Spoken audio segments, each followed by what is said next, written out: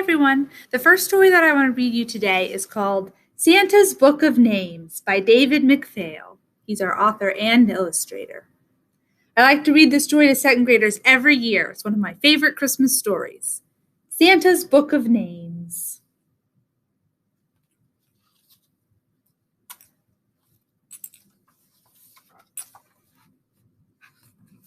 Edward was good at numbers. He could count all the way to 50. He could recite the alphabet and knew the names of most of the dinosaurs. But when he opened a book and tried to read it, he just couldn't. Edward's teacher was concerned. She sent a note to Edward's mother and father, urging that he be tested to find out what the problem was. "No tests," Edward's mother wrote back. "Patience." At bedtime on Christmas Eve, Edward's father read aloud Edward's favorite Christmas story. In the story, Santa Claus delivers presents to boys and girls around the world. How does Santa Claus remember the names of all the boys and girls he gives presents to? Edward asked when his father had finished, and where they live, and what toys to bring them. "He must have a good memory," said Edward's father. "Or maybe he has it all written down in a book," said Edward's mother as she came in to say goodnight. After his mother and father had kissed him and turned off the light, Edward took his flashlight from under his pillow and tried to read the story himself. He wanted more than anything to be able to read, and he almost could, but not quite. Just as he turned the last page, Edward heard a noise. He sat up and listened. Yes, there it was again. Edward slid out of bed and tiptoed downstairs. When he peeked into the living room, he saw that his stocking was filled and that there were presents under the tree. Santa had come and gone, and Edward had missed him. Then Edward noticed something else, something lying on the floor right in front of the fireplace. It was a book. He bent down and picked it up. The book was thick and heavy, and probably very old, for the cover was worn and the pages were tattered.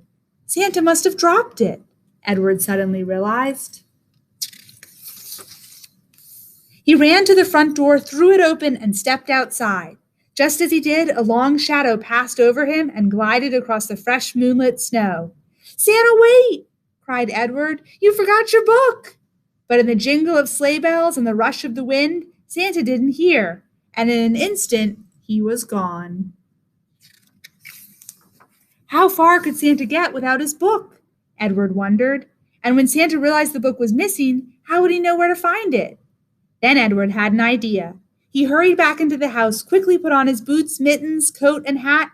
He knew what letter the word book started with, so he tromped out a huge letter B in the snow. Would Santa see it? And even if he did, would he know what it meant? Then Edward heard the sound of sleigh bells growing closer. He looked up. High overhead, Santa's sleigh appeared. It circled once, then went into a steep dive, gliding to a stop right beside Edward.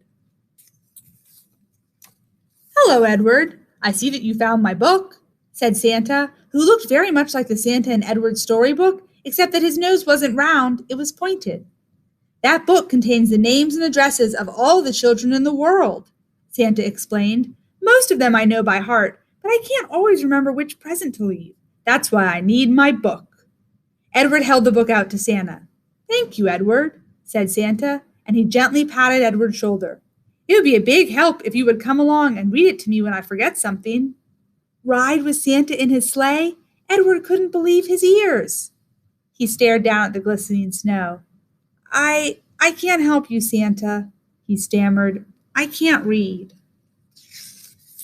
"Come along anyway. You can hold the book open so the pages don't blow," said Santa. "I promise I'll have you back before dawn." Edward smiled. "Okay," he said, and he jumped into the sleigh beside Santa, who bundled him up in thick woolen robes and placed the open book in his lap. Then Santa gave a low whistle, and the reindeer lunged forward, lifting the sleigh into the crisp, clear air. From rooftop to rooftop they went. At each stop, Santa would disappear down the chimney with a small bag full of toys. Presently they came to a great city. Skyscrapers, dark and silent, loomed around and above them as Santa made his way from one apartment house to the next. "A million children must live in this city," thought Edward, "and Santa delivers toys to every one of them." How he did it, Edward couldn't say. Does time slow down? he wondered, or even stop on Christmas Eve while Santa goes about his work? On they went to other cities and to every town and village in between. I'll go wherever there's a child, Santa said. All this time, Edward had been holding the book and turning the pages so that Santa, his glasses balanced on the end of his nose, could glance over and read what was written beside each name. He read aloud, Pablo Lopez, paint set, and Lucy Wells, baseball mitt, as Edward followed along. They were crossing a vast ocean, skimming above the waves, when a huge seabird flew in front of them. As they went past the bird, the tip of its wing brushed Santa's glasses and sent them spinning. Down, down the glasses fell, until, with a faint splash, they entered the dark sea and disappeared. Oh dear, Santa exclaimed. Now I really need your help, Edward. Do you think you can read the words to me? Edward knew Santa was counting on him. I'll try, he said. Good, said Santa. I was up to the 7th name on that page, Ben Hill. Edward counted down the page to number 7. Beside the name was a word that looked familiar to him. Edward began. That's right, Santa said. Just sound it out. Said Edward. Book! A book it is, then, declared Santa as he landed the sleigh and stepped out. What's next, Edward? Santa asked upon his return. Edward looked up at Santa. Doll, he said proudly. After that, Edward continued to read the words to Santa, and while Santa was delivering one present, Edward was getting another one ready to go. Finally, they were finished.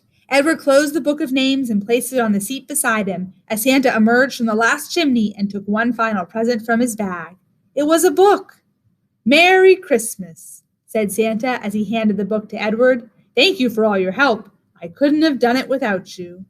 Then he took up the reins once more, and in an instant they were streaking through the dawning sky. Edward opened his book to the first page and stared down at the words.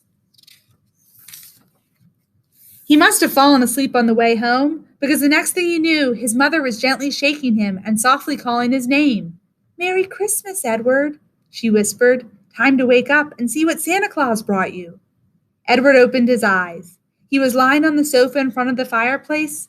Look at what Santa left you, said Edward's father as he bent down and picked up a book. Would you like me to read it to you? Edward smiled. No thanks, Dad, he replied. Let me read it to you. And he did. The end.